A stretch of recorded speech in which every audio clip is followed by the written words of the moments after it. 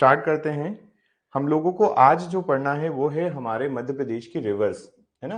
हम river start करेंगे। देखिए, तो इम्पॉर्टेंट टॉपिक है। मध्य प्रदेश में जो ड्रेनेज सिस्टम है उसकी भी बात करेंगे। ड्रेनेज सिस्टम और रिवर बात एक ही होगी यहाँ पर, है ना। इससे बहुत क्वेश्चन आते हैं। हर साल का है कि क्योंकि टॉपिक बहुत बड़ा है, बहुत सारे एरियाज कवर होते हैं। जैसे आप इसमें रिवर्स वगैरह पढ़ेंगे, उसके साथ में इसमें आपको waterfall, city at the bank of river, और इसके साथ में आपको पढ़ाया जाएगा मल्टीपर्पज प्रोजेक्ट्स, है ना। तो थोड़ा एनर्जी वाला जो है हाइड्रो पावर प्लांट्स वगैरह वो भी यहाँ इंक्लूड हो जाते हैं। इस वजह से ये टॉपिक थोड़ा बड़ा भी है और इंपॉर्टेंट भी है। ठीक है, तो हमको पढ़ना क्या है? रिवर और drainage system of Madhya Pradesh. Clear? Rivers and drainage system of Madhya Pradesh पढ़ेंगे। देखते हैं, स्टार्ट करते हैं वन बाय वन। सबसे पहली बात तो ये कि मध्य प्रदेश का एक उपनाम या सब नेम जो है वो नदियों का मायका भी है। इसको नदियों का मायका बोला जाता है। ऐसा क्यों कहा जाता है? तो उसके लिए बात यह है कि मध्य प्रदेश में अराउंड, हम यहाँ पे बोलेंगे कि लगभग 206 रिवर्स मिलती हैं। अराउंड 206 रिवर्स जो हैं वो मध्य प्रदेश में हैं। ठीक है, फ्लो होती हैं। भारत के किसी राज्य में इतनी रिवर्स फ्लो नहीं होती हैं। 206 नदियां अराउंड, है ना। ये छोटी बड़ी सभी मिलाकर 206 नदियों की बात है यहाँ पर, पहली चीज। ठीक। अब दूसरी बात हम यहाँ पर ये करते हैं कि मध्य प्रदेश में एक क्वेश्चन जो आता है, जो प्रीवियस ईयर में पूछा गया है, वो ये है कि मध्य प्रदेश की कौन सी नदी की दिशा कौन सी है। मध्य प्रदेश की कौन सी नदी किस दिशा में बहती है, कुछ इससे रिलेटेड क्वेश्चन आता है। तो अगर ऐसा क्वेश्चन आएगा तो हमारे पास ये एक, मान लीजिए हमने क्या बनाया, ईस्ट वेस्ट नॉर्थ साउथ। ठीक है, ये आपका ईस्ट हो जाएगा, ये वेस्ट हो जाएगा, पूर्व पश्चिम, नॉर्थ उत्तर ऊपर, और नीचे दक्षिण। तो अगर आपसे पूछे बताइए ईस्ट वेस्ट की रिवर्स, तो आप क्या बताएंगे? ईस्ट में कौन बहती है? तो आपको केवल एक नाम याद रखना है और वो है जोहिला। एक नाम याद रखेंगे आप, केवल जोहिला। क्लियर? ये जोहिला रिवर जो है वही केवल किधर बहती है? ये बहती है ईस्ट में। ठीक। वहीं पर अगर बात पश्चिम की जाए, और सबसे ज्यादा इंपॉर्टेंट क्वेश्चन जो है वो पश्चिम का ही है, क्योंकि पश्चिम से ही पूछा जाता है। मध्य प्रदेश में जो रिवर हैं उनमें 3 ऐसी नदियां हैं जो पश्चिम दिशा में बहती है, प्लस उनकी लेंथ भी बहुत ज्यादा है। बाकी इंडिया के लेवल पे अगर अपन बात करें तो मैक्सिमम रिवर जो होती हैं वो ईस्टर्न साइड में फ्लो होती है, मतलब आपके ईस्ट साइड में फ्लो होती है, और उनकी लेंथ बहुत ज्यादा है। वेस्टर्न साइड में फ्लो जरूर होती है, लेकिन वो बहुत छोटी नदियां हैं, 100 किलोमीटर 150 किलोमीटर ऐसी नदियां हैं। अब मध्य प्रदेश में 3 ऐसी बड़ी नदियां पाई जाती हैं जिनका उद्गम मध्य प्रदेश से है, और वो जाती किधर है? पश्चिम की तरफ जाती हैं। ठीक है, तो उन पश्चिम में जाने वाली नदियों की अगर अपन बात करें तो उसमें आपको एक मिलेगी सबसे बड़ी नदी, भारत की सबसे बड़ी नदी जो पश्चिम में फ्लो होती है ना। भारत की सबसे बड़ी ही ये नदी जो पश्चिम में फ्लो होती है, इसका नाम है नर्मदा। क्लियर?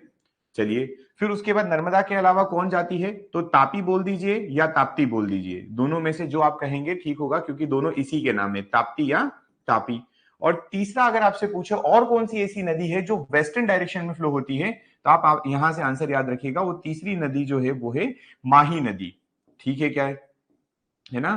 तो ये तीनों नाम आपको याद रखना है। नर्मदा नदी जो है इसको शंकरपुत्री बोला जाता है, ताप्ती नदी को सूर्यपुत्री बोला जाता है, और माही जो है इसको, ये इसके बारे में फैक्ट है कि ये हमारी कर्क रेखा जो है, ट्रॉपिक ऑफ कैंसर जो है, उसको दो बार कट करती है। माही नदी जो है ट्रॉपिक ऑफ कैंसर को 2 बार कट करती है। अभी इनका डिटेल करेंगे, बट एक शंकरपुत्री है, दूसरी सूर्यपुत्री है, और तीसरी कर्क रेखा को 2 बार काट रही है। तीनों नदियां जो है वेस्टर्न डायरेक्शन में फ्लो होती है। करेक्ट? चलिए, अब बात करते हैं कि नॉर्थ में कौन होती है। तो नॉर्थ में फ्लो होने वाली हमारे पास बहुत सारी रिवर्स हैं। जैसे आपके नॉर्थ में कौन कौन जाती है? तो सोन जाती है ना। और कौन जाती है? केन नदी बहती है ऊपर की तरफ। ठीक है, और कौन सी है? तो वो है सोन केन, बेतवा है, ऊपर की तरफ जाती है।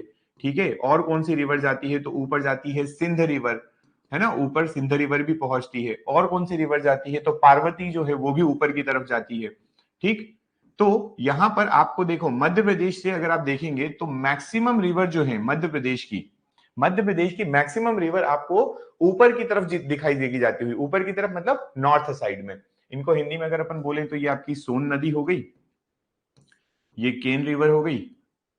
ठीक है, ये उन रिवर्स के नाम लिखे हैं जो बड़ी रिवर है ना। ये बड़ी रिवर है, फेमस रिवर है, जो उनके नाम लिखे हैं। बाकी बहुत सारी और भी रिवर है जो किस डायरेक्शन में जा रही है? नॉर्थ डायरेक्शन में जाती है। सिंधु लिख दिया, सिंध नदी और पार्वती एक्सेट्रा, है ना। पार्वती के बाद एक्सेट्रा और भी है बहुत सारी। ठीक है, अच्छा। अब बात करते हैं कि दक्षिण में कौन बहता है, दक्षिण की साइड कौन बहता है। तो दक्षिण में आपको याद रखना है वेनगंगा। दक्षिण में नाम याद रखेंगे आप लोग वेनगंगा। वेनगंगा का नाम याद रखिए, वर्धा का नाम याद रखिए। वर्धा रिवर जो है वो भी किधर फ्लो होती है, वो भी इधर ही फ्लो होती है। इवन अगर आपसे कोई पूर्णा पूछ ले तो पूर्णा भी किधर ही जाती है, वो भी इधर ही जाती है। ठीक है, चलिए इसको बोलते हैं वेनगंगा। वेनगंगा दक्षिण में फ्लो होती है ना, वर्धा और पूर्णा, ये तीनों रिवर के नाम याद रखना। ये किधर की तरफ बहती है, दक्षिण की तरफ। अभी मैप दिखाएंगे आपको और समझ में आ जाएगा उससे, लेकिन ये बेसिक चीजें आपको ध्यान रखना पड़ेगी। मध्य प्रदेश में रिवर्स के लिए कौन ईस्ट वेस्ट नॉर्थ साउथ में है, ये आपको पॉइंट याद रखना पड़ेगा। ठीक है, चलिए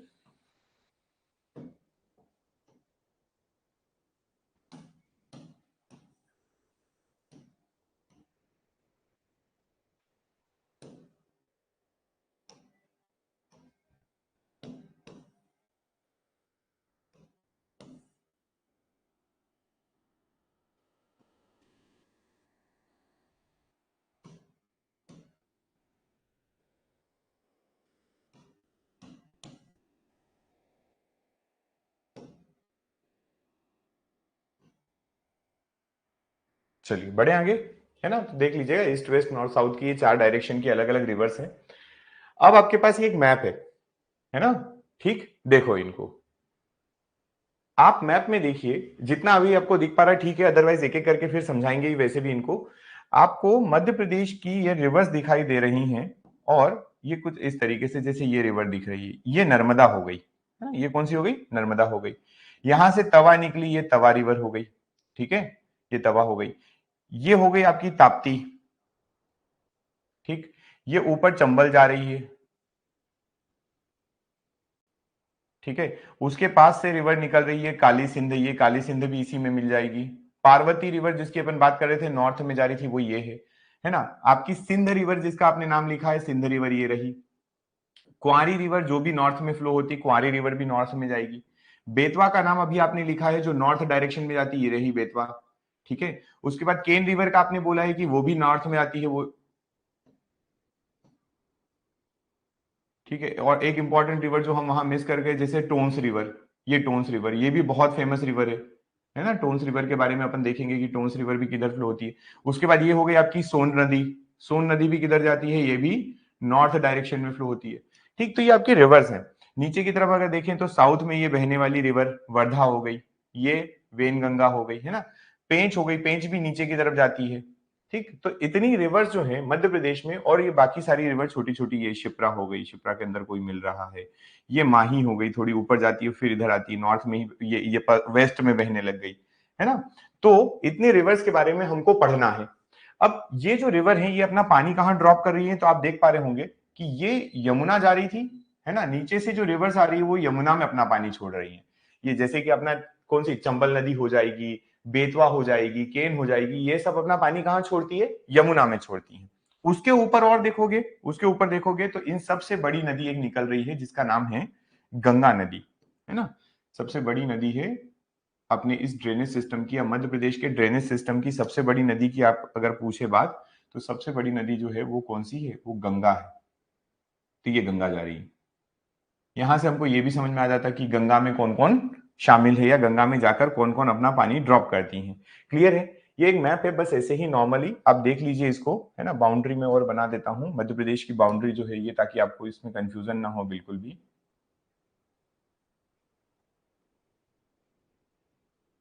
ये आपका मध्य प्रदेश।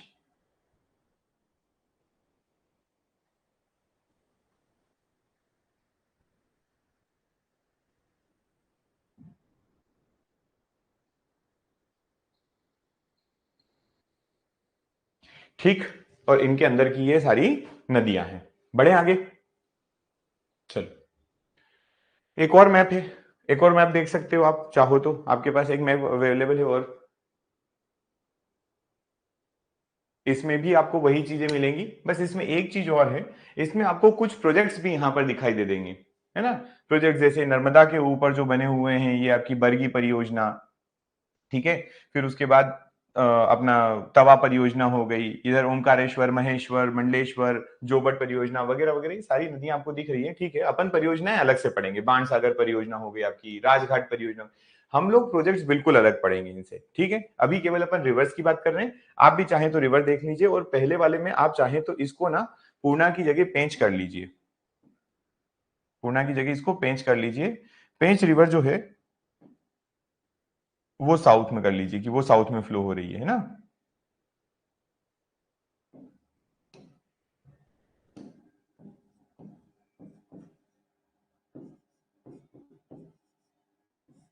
चलो बढ़े आगे, देखिए मैप आप एक बार अच्छे से देखिएगा। फिर अब बात करते हैं हम लोग सबसे पहले वन बाय वन नदियों की। ठीक है, पहले हम केवल नदी के बारे में पढ़ेंगे, फिर जितनी बातें मैंने आपको बताई है कि हम लोग इनके वाटरफॉल, इनके जो सिटीज हैं, इनके नियर अबाउट, उनके बारे में बात करेंगे। फिर इनके मल्टीपर्पज प्रोजेक्ट्स हैं, उनके बारे में बात करेंगे। फिर हम बात करेंगे कि ये जो प्रोजेक्ट्स हैं ये किन किन का कॉम्बिनेशन है, वो सारी बातें हमको पढ़ना है। तो नर्मदा के बारे में देखिए, पहली बात तो नर्मदा नदी के ऊपर पहला क्वेश्चन यही है कि नर्मदा नदी को किन किन नामों से जाना जाता है। ठीक है, तो देख लो बहुत सारे नाम दिए गए हैं नर्मदा नदी के, बहुत सारे नाम आपको मिलने वाले हैं। अदर्स नेम में देखेंगे अगर अपन, तो अदर नेम में आपको दिखेगा रेवा, रेवा दिखता है। पहला पॉइंट आपको याद रखना है कि रेवा नर्मदा नदी का नाम है पुराना, और ये रेवा जो है ये कहां लिखा हुआ है, तो सामवेद में मेंशन था। ये कहां पर?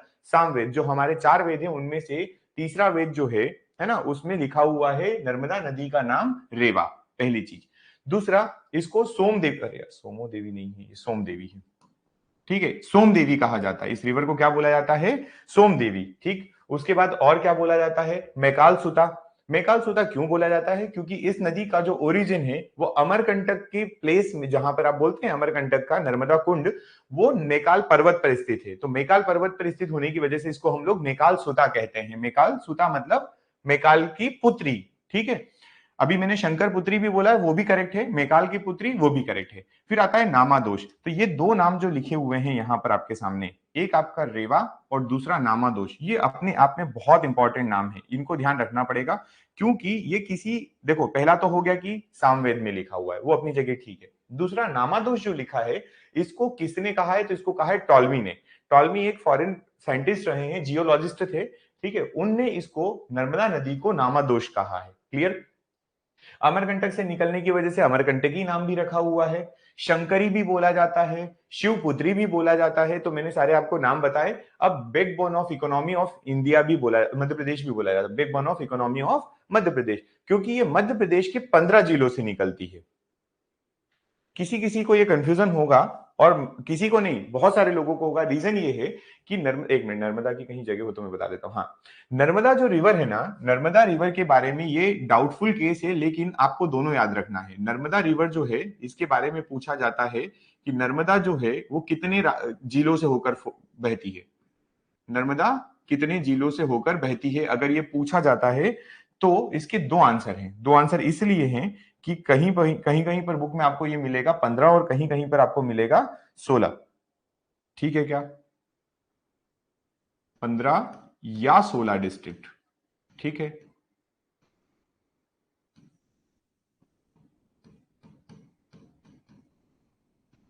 अभी आप इसका जो करेक्ट आंसर करोगे वो क्या करोगे, इंपॉर्टेंट ये है कि अब इसका आंसर करेक्ट क्या किया जाए। ठीक, तो पहला चूज करिए आप 16, मिलता है अगर तो 16 चूज करना, क्योंकि अभी 1-2 साल पहले कुछ एक अमेंडेड लिस्ट निकली थी जिसमें मध्य प्रदेश के कुछ ऐसे फैक्ट्स थे जो डाउटफुल है, जो बुक्स में बहुत गलत प्रिंट होकर आ रहे हैं। उसमें नर्मदा को बताया गया था कि नर्मदा कितने जिलों से फ्लो हो रही थी, तो 16 जिले से। लेकिन करंट का एक डेटा देखा तो उसमें 15 लिखा हुआ था, तो इसलिए मैं 15 भी बोल रहा हूं। अगर 16 ऑप्शन में नहीं होगा तो 15 करेक्ट होने वाला है। ठीक है, अब देखिए यहां पर नर्मदा की नेक्स्ट बात करते हैं, ओरिजिन कहां से हुआ है। अच्छा, backbone of economy of Madhya प्रदेश, मध्य प्रदेश के 15 जिलों से फ्लो होने के कारण इस नदी के द्वारा, और इसमें क्योंकि ये 12 मासी नदी है, इसमें 12 महीने पानी होता है। नर्मदा के ऊपर हम लोगों ने प्रोजेक्ट्स ही इतने बनाए हुए हैं कि नर्मदा नदी में हम लोगों ने इतना पानी स्टोर करके रखते हैं कि गर्मी आता है, तो गर्मी आती है तो हम इसको सूखने नहीं देते हैं। ये नदी हमेशा फ्लो होती है। तो ये जो है नदी, ये मध्य प्रदेश की अर्थव्यवस्था की मेरुरज्जु, backbone of economy of Madhya प्रदेश कहलाती है। इसको एक नाम और दिया गया है, कर्क नदी।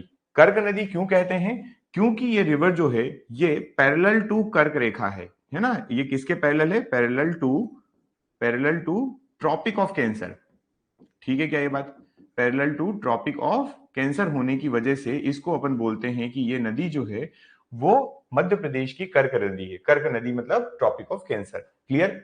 चलिए उसके साथ में बहती है। अगला देखते हैं ओरिजिन कहां से हुआ है। अब सारे पॉइंट्स ऐसे ही होंगे कि ओरिजिन वगैरह, तो ये तो बहुत बेसिक सा क्वेश्चन है, सभी को पता होगा कि मध्य प्रदेश में नदी जो है नर्मदा नदी कहां से निकलती है। तो वो निकलती है अमरकंटक पर्वत से। कहां से निकलती है? अमरकंटक से। और अमरकंटक में भी कहां पर? अमरकंटक में अनूपपुर नर्मदा कुंड बना हुआ है वहां से। और ये जिला कौन सा पड़ता है? तो अनूपपुर डिस्ट्रिक्ट पड़ता है। ठीक है, उसके बाद बात करते हैं कॉन्फ्लुएंस की, मतलब ये कहां पर जाकर अपना पानी छोड़ती है या मर्ज हो जाती है। तो आप सभी को पता है कि नर्मदा नदी जो है मध्य प्रदेश के अमरकंटक से निकलती है, थोड़ी सी महाराष्ट्र में जाती है, और महाराष्ट्र से जाने के महाराष्ट्र से क्रॉस करके ये गुजरात में एंटर करती है, जहां पर ये अरब सागर जो है, अरेबियन सी जो है, उसमें अपना पानी छोड़ती है। और अरेबियन सी का एक पार्ट जिसको अपन बोलते हैं गल्फ ऑफ खंबात, वहां पर अपना पानी ये छोड़ देती है। ठीक है, डिस्ट्रिक्ट पूछे तो भरूच है ना, भरूच डिस्ट्रिक्ट है, वहां के पास में ये अपना पानी छोड़ देती है। डिस्ट्रिक्ट नहीं पूछेगा आपसे, केवल गल्फ ऑफ खंबात के नाम से पूछेगा, खंबात की खाड़ी। ठीक है, इसको अगर गल्फ ऑफ कॉम्बे भी लिख देता तब भी चलेगा। चलिए बढ़ते हैं आगे, नर्मदा जी के बारे में देखते हैं। अब बात आती है जो और इंपॉर्टेंट क्वेश्चन है कि मध्य प्रदेश की सबसे लंबी नदी जो आपके पास है नर्मदा, इस नर्मदा की टोटल लेंथ कितनी है? तो नर्मदा की टोटल लेंथ आप देखेंगे तो 13-12 किलोमीटर है। पहला फैक्ट यहां से इंपॉर्टेंट ये है, आप इसको नर्मदा की लेंथ याद रखिएगा सीधा सीधा।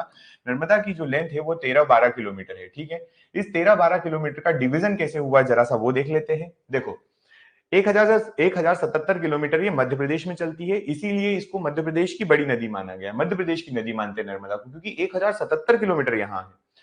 फिर ये जाती है महाराष्ट्र, जहां पर केवल 32 किलोमीटर चलती है, और रिमेनिंग 206 किलोमीटर ये गुजरात में चलती है।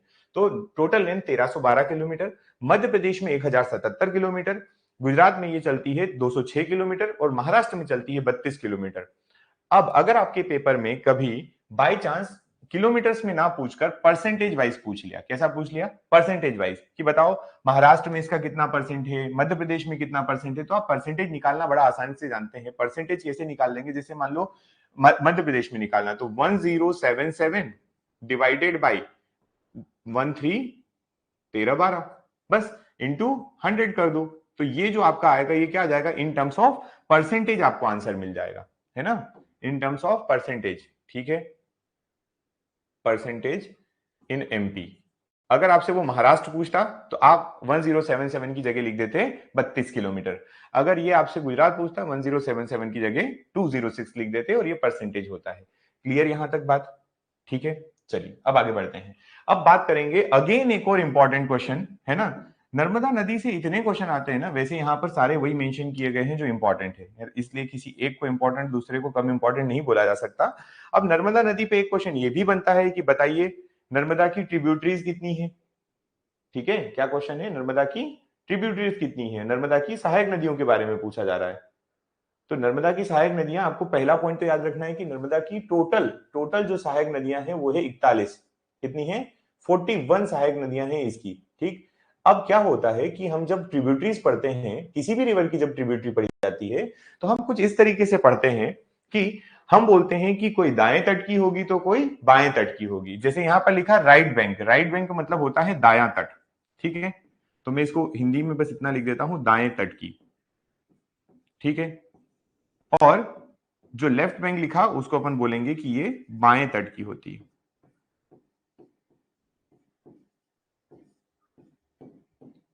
अब कैसे? जैसे मैं आपको एग्जांपल देता हूं कि मान लीजिए रिवर की डायरेक्शन ये है, रिवर की डायरेक्शन इस तरफ है, ईस्ट टू वेस्ट है। ईस्ट टू वेस्ट जब होगी, और अगर आपका फेस भी ईस्ट टू वेस्ट है, मतलब आप जो मुंह करके खड़े हैं वो भी किधर खड़े हैं, आपका फेस जो है वेस्टर्न डायरेक्शन में। मैं अगर इसको बना के बताऊं तो कुछ इस तरीके से कि आप वेस्ट में खड़े हैं। अगर आप वेस्ट में खड़े होंगे तो आपके राइट साइड से जो रिवर्स आकर उसमें मिलेंगी उनको अपन बोलेंगे राइट बैंक ट्रिब्यूटरी, और आपके लेफ्ट साइड से जो आकर मिल रही है उसको अपन बोल देते हैं लेफ्ट बैंक ट्रिब्यूटरी। तो सिंपल सी बात है, जहां पर आप खड़े हैं उसके अकॉर्डिंग देखा जाता है राइट या लेफ्ट कैसा होता है, नदी के फ्लो के अकॉर्डिंग देखा जाता है। ठीक है, तो हम यहां बात करेंगे राइट बैंक ट्रिब्यूटरीज की, तो आपको इनके कुछ नाम याद रखना पड़ेंगे, जैसे हिरण, तिंदोनी, बारना, हथनी, छोटी तवा, चोरल, सॉरी चोरल, जानेर, चंद्रशेखर, मान। ये नदी जो है, ये नदियां जो हैं, ये नर्मदा की कौन सी रिवर्स हैं? ये राइट बैंक ट्रिब्यूटरीज है। ठीक है, सीधा याद होना चाहिए, इसमें कोई वो नहीं है इफ एंड बट। आप 4-5 बार इनको बहुत स्पीड में बोलेंगे ना, हिरन तिंदोनी बारना हाथनी चोरल जानेर चंद्रशेखर मान वगैरह, तो याद हो जाएगी, ठीक है। वैसे ही अगर अपन बात करें हमारा राइट बैंक के बाद लेफ्ट बैंक ट्रिब्यूटरी की, तो लेफ्ट बैंक ट्रिब्यूटरी में अगर आप देखेंगे तो यहां पर आपको लेफ्ट साइड से कौन सी आती हुई नदियां नदियां दिखेंगी, तो वो देखो लेफ्ट बैंक से अगर अपन बात करें तो आती है बंजर, लेफ्ट बैंक से आती है बंजर, शेर, शक्कर, दूधी, तवा, कुंदी देव, कोई और कोई लिखा है ना, कोई और ये तवा अलग अलग है, कोई और तवा अलग अलग है, ठीक है। तो ये रिवर्स है जो किस साइड से आती है, लेफ्ट बैंक से। हमने टोटल 41 रिवर्स के नाम नहीं देखे हैं और ना हमें 41 रिवर्स के नाम देखने की जरूरत है, बिकॉज ये सब नहीं आएंगे, है ना। मतलब 41 नहीं पूछी जाती है, वो तो केवल नंबर्स में याद रखना है। वो केवल आपको नंबर्स में याद रखना है कि मध्य प्रदेश में जो नर्मदा है, नर्मदा की कितनी ट्रिब्यूटरीज हैं, तो नर्मदा की टोटल 41 ट्रिब्यूटरी होती है, ये आप नंबर में याद रखो। बाकी राइट और लेफ्ट बैंक जो आपके सामने आ रहा है, जितना लिखवाया है उतना ही याद रख लेंगे तो सफिशियंट है। बढ़े आगे, चलिए अब इसके बाद नेक्स्ट देखते हैं नर्मदा जी के बारे में। Narmada is the largest west flowing river, है ना, largest west flowing and fifth largest river in India. मतलब ये पॉइंट तो आप याद रखिएगा कि ये लार्जेस्ट जो है, ये लार्जेस्ट वेस्ट फ्लोइंग जो है, ये भी कहां की है, ये भी इंडिया की है, ठीक है। और ये जो लिखा हुआ पीछे फैक्ट कि ये फिफ्थ लार्जेस्ट है, ये भी इंडिया का है, ठीक है। तो वेस्ट डायरेक्शन में बहने वाली ये भारत की सबसे लंबी नदी है, इससे बड़ी कोई ऐसी नदी नहीं है जो वेस्टर्न डायरेक्शन में फ्लो करे। क्लियर ये बात। अच्छा, उसके बाद दूसरे नंबर पे देखिए, the Narmada drains an area of 98796 square kilometre. Narmada का जो ड्रेनेज एरिया है, ड्रेनेज एरिया 98,796 है, 98,796 स्क्वायर किलोमीटर में है। इतना बड़ा एरिया नर्मदा नदी ड्रेन करती है। क्लियर। वहीं पे बात करते हैं कि नर्मदा जो है रिफ्ट वैली और एस्चुरीज बनाती है। नर्मदा नदी जो है वो क्या बनाती है, रिफ्ट वैली और एस्चुरीज बनाती है। अब ये रिफ्ट वैली और एस्चुरी क्या होती है, तो रिफ्ट वैली जो है, एक सेकंड ना,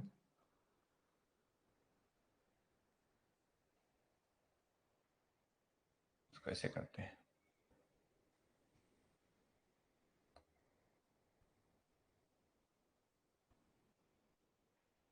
ये हो गई ये दिखा रहा है एस्चुरी को, और ये है रिफ्ट वैली के लिए।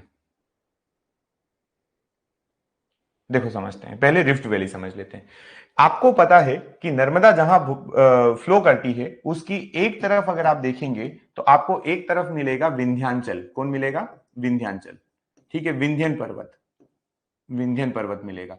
और एक तरफ आपको मिलेगा सतपुड़ा। ये रिवर जो है, नर्मदा रिवर जो है, वो विंध्याचल और सतपुड़ा के बीच में बहती है, आप सब जानते हो। तो क्या बनाया है इसने कि विंध्याचल और नर्मदा सतपुड़ा जो है दोनों ऊपर उठ गए, मतलब ऊपर नहीं उठे, और आपकी नर्मदा वैली जो है ये नीचे की तरफ धस गई, है ना। ये क्या हुआ, नीचे की तरफ धस गई, उस वजह से एक यहाँ पर वैली बन जाती है, घाटी बन जाती है। तो वो जो घाटी है ना, देखिए इसमें नर्मदा रिवर फ्लो हो रही है, इसी को बोलते हैं रिफ्ट वैली। हिंदी में अगर आप इसको पूछें तो इसको कहा जाता है भ्रंश घाटी। इसको क्या कहते हैं हम लोग, इसको कहते हैं भ्रंश घाटी, ठीक है। रिफ्ट वैली मतलब भ्रंश घाटी। वहीं पर अब बात करते हैं अपन एश्चुरी की। एश्चुरी क्या होती है समझाते हैं। इसको हिंदी में बोला जाता है ज्वार नदमुख। क्या बोलते हैं आप इसको, ज्वार नदमुख। अब ये क्या होता है ज्वार नदमुख, समझते हैं इसको। देखो, आपके पास जब नदियां जो है, नदियां जब अपना पानी कॉन्फ्लुएंस करती है, मर्ज करती है, ड्रेन करती है किसी सी में, ओशन में, या कोई बड़ी लार्ज वाटर बॉडी में, तो वहां पर ना ऐसे टाइप का आपको क्या दिखाई देता है, उसका एंड दिखाई देता है। अब आप यहां पर एक चीज देख रहे हैं, ये डेल्टा लिखा है और ये एस्चुरी लिखी है, इनको समझते हैं। डेल्टा का मतलब होता है कि जब पानी ड्रेन हो तो बहुत सारा लैंड एरिया भी वहां पर क्या बन जाए, दलदल बन जाए। तो ये येलो कलर में जो आपको दिखाई दे रहा है, बहुत वाइड एरिया जो दिखाई दे रहा है, चौड़ा सा एरिया जो दिखाई दे रहा है, ये पूरा दलदली क्षेत्र है जहां पर नदी अपना पानी ड्रेन करती है। और इसी के अपोजिट अगर अपन देखें तो इधर लिखा हुआ है एस्चुरी। एस्चुरी में देखेंगे रिवर या आई, है ना, ये रिवर यहां पर इतने से एरिया में इसने क्या कर दिया, अपना पानी ड्रेन कर दिया। स्पीड से गिर जाता है पानी, तो फैलता नहीं है बहुत ज्यादा, तो इसको बोला जाता है एस्चुरी। और जब वाटर वाटर जो है वो फैल कर जाता है तो उसको बोलते हैं हम लोग डेल्टा। क्लियर। अब नर्मदा नदी के साथ क्या है, क्योंकि ये किस में फ्लो हो रही है, रिफ्ट वैली में फ्लो हो रही है। नर्मदा नदी जब रिफ्ट वैली में फ्लो होती है तो ये नैरो पैसेज होता है, बहुत छोटा स्पेस होता है, और जितना छोटा स्पेस, नर्मदा में पानी ज्यादा है, आपने बताया कि इंडिया की 5th लार्जेस्ट रिवर है, तो इसमें पानी ज्यादा है लेकिन स्पेस इसके पास कम है। इस वजह से होता ये है कि ये रिवर जो होती है ये बहुत सारा पानी एक साथ डिपॉजिट करती है। जब एक साथ डिपॉजिट करेगी तो उसको फैलने का टाइम नहीं मिलता है, और पानी डायरेक्टली किस में डिपॉजिट हो जाता है, वो ओशन में डिपॉजिट हो जाता है, और जब डायरेक्टली डिपॉजिट होता है तो वो एस्चुरी बनाता है। अगर यही पानी स्लो आराम से जाता, धीरे धीरे जाता, तो वो डेल्टा फॉर्मेशन कर रहा होता।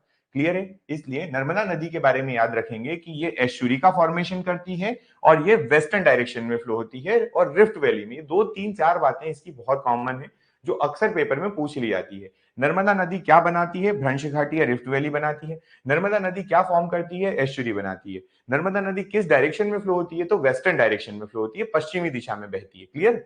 चलिए अब इसके आगे और बढ़ते हैं। अब देखेंगे अपन कि नर्मदा नदी को हम लोग प्योरिटी एंड बिलीफ, है ना, मतलब पवित्रता के आधार पर, और हम लोग अपनी जो अवधारणा है, हमारी मान्यता है, उसके आधार पर इसको हम मध्य प्रदेश की गंगा कहते हैं, है ना। लेकिन याद रखना ये किस बेसिस पे लिखा है, ये लिखा है प्योरिटी एंड बिलीफ के बेसिस पे नर्मदा नदी को गंगा नदी बोला जाता है मध्य प्रदेश की। क्लियर? ठीक है। उसके बाद बात करते हैं कि नर्मदा नदी को ही रिवर ऑफ हैप्पीनेस बोला जाता है। ठीक है, इसको क्या बोलते हैं, रिवर ऑफ हैप्पीनेस, मतलब खुशियों की दाता, गिवर ऑफ हैप्पीनेस भी बोलते हैं इसको। ठीक, चलिए उसके बाद नर्मदा के बारे में एक और फैक्ट कि नर्मदा को आपने पहला लिविंग रिवर बनाया है। भारत की पहली अगर कोई लिविंग रिवर पूछे आपसे कि जीवित नदी कौन सी है, तो गंगा नाम है। और अगर मध्य प्रदेश का आपसे कोई पूछता है कि कौन सी पहली नदी है जो जीवित नदी का दर्जा जिसको दिया गया है, वो है नर्मदा। क्लियर? दूसरा, Narmada is also called the life line of Madhya Pradesh. ठीक है, अपन ने अभी बताया कि ये हमारी इकोनॉमी की बैकबोन भी है और ये लाइफ लाइन भी है। ठीक, स्टेट फिश टोर, ये सबको पता होगा कि टोर जो है वो कहां पर मिलती है, नर्मदा नदी में मिलती है। याद करिए जो हमारा स्टेट सिंबल वाला चैप्टर था, वहां पर मैंने आपको बताया था कि मध्य प्रदेश में जो नदी स्टेट फिश है वो आपकी महाशीर है, उसका साइंटिफिक नेम टोर है, और वो कहां पर मिलती है, वो ज्यादा नर्मदा में मिलती है, पर केवल नर्मदा में नहीं, वो हमारी चंबल वगैरह नदी में भी मिलती है। ये बात हुई थी अपनी वहां पर। तो स्टेट फिश कहां मिलती है, नर्मदा में मिलती है। बात करेंगे कि एक प्लेस है चंदन खेड़ी, जगह का नाम क्या है, चंदन खेड़ी है।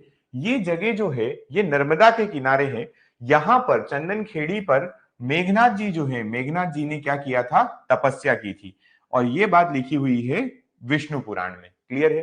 तो मेघनाथ जी की चंदन खेड़ी एक ऐसी जगह है जहां पर उनकी तपस्या हुई है, और ये नर्मदा नदी के किनारे स्थित है। क्लियर? मतलब नर्मदा नदी का इतिहास अगर अपन देखें तो ये कब से फेमस है, रामायण काल से ये चली आ रही है।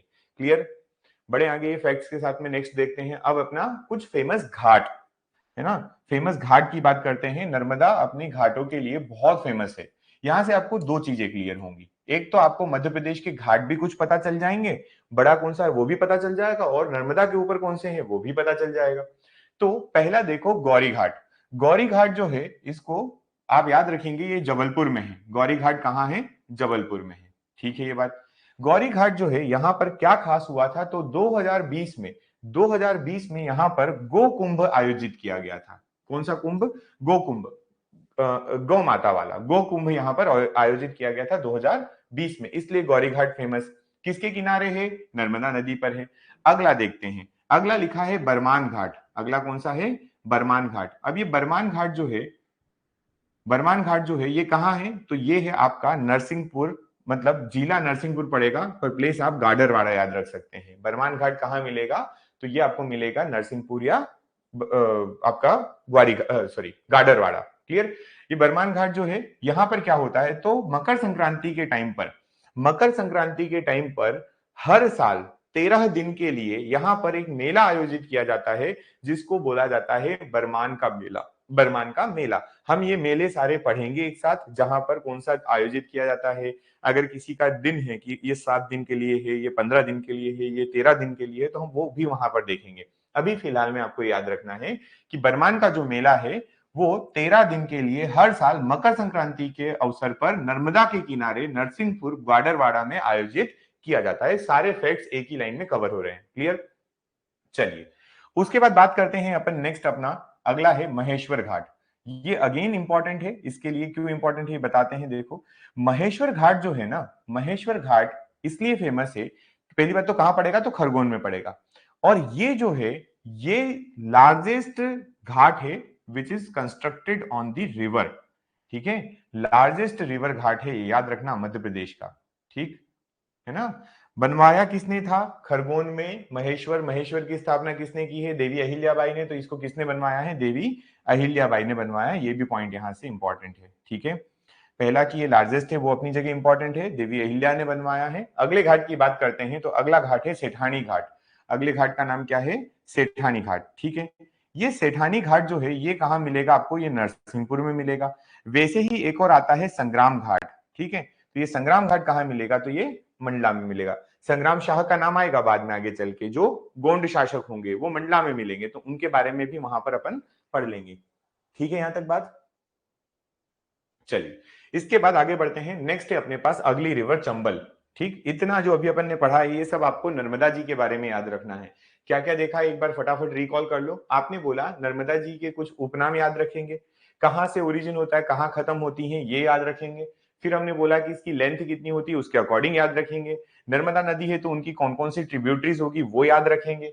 उसके बाद आप याद रखेंगे कि कुछ फैक्ट्स हैं जिसमें इंपॉर्टेंट है, जो बहुत ज्यादा पेपर में पूछा जाता है, एस्चुरीज वगैरह के लिए, है ना, और वेस्टर्न डायरेक्शन में फ्लो होती है उसके लिए, या रिफ्ट वैली बनाती है उसके लिए। तो ये फैक्ट आपको याद रखना है। फिर उसके बाद आपको याद रखना है कि नर्मदा नदी के जनरल फैक्ट्स, है ना, कि नर्मदा नदी को क्या क्या बोला जाता है, गंगा क्यों बोलते हैं, टोर कहाँ मिलती है, चंदन खेड़ी किसके किनारे हैं। फिर उसके बाद आपको याद रखना है इसके फेमस घाट। इतनी बातें आप सब याद रखेंगे तब जाके आपकी नर्मदा नदी का बेसिक कंप्लीट होगा। अभी हमने इस पे प्रोजेक्ट्स तो बताए ही नहीं है, वो बाद में पढ़ेंगे। ठीक है, चलिए देखते हैं नेक्स्ट अपना चंबल रिवर को। चंबल रिवर को भी सेम वैसे ही पढ़ना है जैसे अपन ने नर्मदा जी को पढ़ा है। तो क्या मैं बोल सकता हूं नेम ऑफ चंबल आर? यहाँ पर चंबल नदी के नाम और अन्य नाम क्या क्या है उनके बारे में बात करेंगे। तो चंबल नदी को किस किस नाम से जाना जाता है वो देख लेते हैं। पहली बात, चंबल नदी को चरमावती या चरमण्यवती, है ना, चरमण्यवती या चरमावती दोनों में से कुछ भी, ये लिखा है चरमावती और इसको मैं चरमण्य भी लिख सकता हूं। एक तो चरमावती भी बोला जाता है इसको और चरमण्यवती, दोनों नाम है इसी के। ठीक है, दोनों इसी के नाम है। ठीक है, कहां पे मेंशन किया हुआ है? तो महाभारत में। चंबल नदी का चरमावती नाम महाभारत में मेंशन है। चैत्रवती बोला जाता है, ये एक अलग है। और कामधेनु बोला जाता है, नित्यवाही बोला जाता है। तो ये आपके चंबल नदी के इतने सारे नाम हैं, सब याद रखिएगा। ठीक, 1 सेकेंड। ठीक है, बढ़े आगे। आगे देखिए, अब बात करेंगे चंबल नदी कहां से ओरिजिन हुआ है। तो चंबल नदी का ओरिजिन जानापाव से, सभी लोग जानते ही होंगे, 99% लोगों को पता होगा जानापाव से निकली है। ये नदी जो है ये क्या करती है, ये नदी बाद में आगे चलकर यमुना नदी को ज्वाइन कर लेती है ना। अच्छा, दूसरी बात एक और याद रख लो, ओरिजिन जानापाव से हुआ है। जानापाव कहाँ है? महू में। तो इसका ओरिजिन क्या माना जाता है? महू माना जाता है, या जानापाव पहाड़ी मानी जाती है। जाना पाव जो है, जाना पाव में क्या खास बात है? तो यहां से एक पॉइंट और याद रख लीजिएगा। अभी क्योंकि हमारे यहाँ पर अभी चुनावी साल चल रहा है ना, अलग अलग नेता जो है ना वो मध्य प्रदेश पधार रहे हैं। बड़े बड़े नेता की बात कर रहा हूँ, कैबिनेट मंत्री जो सेंट्रल में है वो मध्य प्रदेश पधार रहे हैं और अलग अलग जगह जा रहे हैं। अभी ही वर्तमान में एक मंत्री आए और वो कहाँ पहुंचे थे? जाना पाव पहुंचे थे। उन्होंने वहां पर पूजा की थी। जाना पाव में किनकी पूजा की थी? तो इन्होंने की थी परशुराम जी की, है ना। तो परशुराम जी की यहाँ पर क्या है? तो परशुराम जी सृजन पीठ है। यहाँ पर आप क्या याद रखेंगे? परशुराम जी सृजन पीठ यहाँ पर है। ठीक है, परशुराम जी का सृजन पीठ आपको यहां मिलेगा। उसके बाद बात करते हैं इसकी लेंथ की, कि आपकी जो ये रिवर है उसकी लेंथ कितनी है, चंबल नदी की लेंथ कितनी है। चंबल नदी की लेंथ आपसे कोई पूछे आप सीधा सीधा बताएंगे 965 किलोमीटर है। कितनी है? 965 किलोमीटर। क्लियर है ये बात? उसके बाद अब 965 किलोमीटर, तो उसमें से मध्य प्रदेश में कितनी? तो मध्य प्रदेश में फ्लो होती है 320 किलोमीटर के लिए। कितने के लिए? 320 किलोमीटर। नेक्स्ट बात करते हैं कि ये क्या करती है। ये बॉर्डर बनाती है मध्य प्रदेश और राजस्थान की, और मध्य प्रदेश और उत्तर प्रदेश की। इंपॉर्टेंट बात है कि ये मध्य प्रदेश और राजस्थान की भी बॉर्डर बनाती है और मध्य प्रदेश और उत्तर प्रदेश की भी बॉर्डर बनाती है। मध्य प्रदेश और राजस्थान की जो बॉर्डर बनाती है वो बनाती है 112 किलोमीटर की। कितने की बनाती है ये? 112 किलोमीटर। और मध्य प्रदेश और उत्तर प्रदेश की बॉर्डर जो बनाती है वो 216 किलोमीटर की बनाती है। ठीक है यहाँ, है ना। चंबल नदी के लिए याद रखिएगा चरमावती, चर्मण्यवती, चैत्रवती, नित्यवाही, है ना, ये सब इसी के नाम है। कामधेनु कहाँ से निकलती है? जानापाव से निकलती है। यमुना नदी को मिल जाती है। यमुना में कहाँ मिलती है? इटावा के पास में, उत्तर प्रदेश। ठीक है, फिर लेंथ कितनी है? 965 किलोमीटर, 320 मध्य प्रदेश में है इसकी। नेक्स्ट ये क्या करती है? दो बाउंड्री बनाती है, मध्य प्रदेश राजस्थान की 112 किलोमीटर और मध्य प्रदेश उत्तर प्रदेश की 216 किलोमीटर। आगे बात करते हैं, नेक्स्ट अपना है वाटरफॉल्स। इस रिवर के ऊपर वाटरफॉल बहुत फेमस है ना। इंदौर के आसपास है, इस वजह से और ज्यादा फेमस लगते हैं ये। वैसे तो फेमस है पर ठीक है। देखो, एक आपको मिलेगा चूलिया जलप्रपात। ठीक है, चूलिया जलप्रपात आपको मंदसौर में मिलने वाला है, जो किसके ऊपर है? आपकी चंबल नदी के ऊपर। पाताल पानी इंदौर में मिलेगा, झाड़ी दहा आपको इंदौर में मिलेगा। तो ये दो तीन याद रख लीजिए अभी फिलहाल में, फिर उसके बाद आगे देखेंगे। अगला है इंपॉर्टेंट प्लेसेस। इंपॉर्टेंट प्लेसेस मतलब ये जो रिवर है ये कौन कौन से प्लेस से होकर निकल रही है, या इस रिवर का जो एरिया है, मतलब ये रिवर जो जाती है तो कौन से प्लेस को टच करके जा रही है, वो इंपॉर्टेंट प्लेसेस हो गए। इसके किनारे महू हो गया, श्योपुर हो गया, रतलाम, मुरैना, मंदसौर, नीमच, ये जो डिस्ट्रिक्ट्स हैं ये फेमस है। जो किसके किनारे हैं? तो ये चंबल नदी के किनारे। ठीक है, मतलब चंबल बहती है। अब डायरेक्टली आप देखो, कंफ्यूज नहीं होना। मंदसौर के लिए आप बोलेंगे कि मंदसौर जो है, मंदसौर में जो पशुपतिनाथ जी है वहां से शिवना निकलती है। कौन सी रिवर निकलती है? शिवना नदी जाती है। तो मंदसौर जिले से पास हो रही है, मंदसौर के अंदर से पास नहीं हो रही है चंबल, है ना। ठीक है, मंदसौर जिले से पास होती है। ठीक, इतना क्लियर है। उसके बाद प्रोजेक्ट्स एंड डैम बात करें तो इनको डिटेल में करेंगे। गांधी सागर, राणा सागर, जवाहर सागर, ये अपन पूरी डिटेल में याद करेंगे बाद में। उसके बाद देखिए नेक्स्ट अपना ट्रिब्यूटरीज। इसकी कुछ ट्रिब्यूटरीज की बात करते हैं अपन। ट्रिब्यूटरीज जो है इसकी कौन कौन सी हैं? तो चंबल नदी की ट्रिब्यूटरी बहुत इंपॉर्टेंट है, वो इसलिए क्योंकि पेपर में ये पूछा जाता है कि ये जो नदियां हैं इनका समागम कहाँ होता है।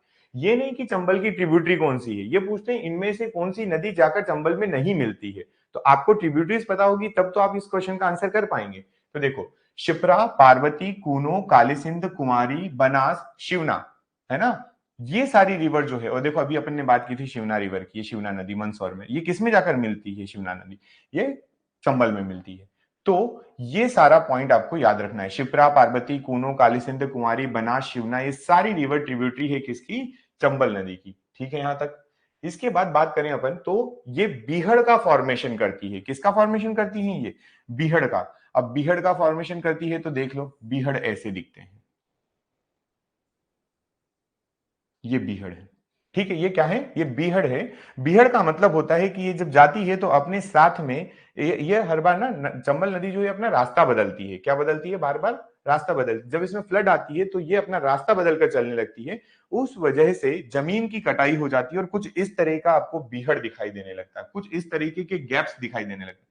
ये देखोगे तो ये दूर से देखने में बीहड़ आपको ऐसा दिखेगा, और पास से देखोगे तो ऐसे गैप्स दिखाई देंगे, जो डाकुओं के लिए बहुत फेमस माने गए थे। मतलब डाकुओं के लिए फेमस तो क्या ही होता है, डाकुओं के लिए ये प्रसिद्ध थे, है ना। वही होगी बात।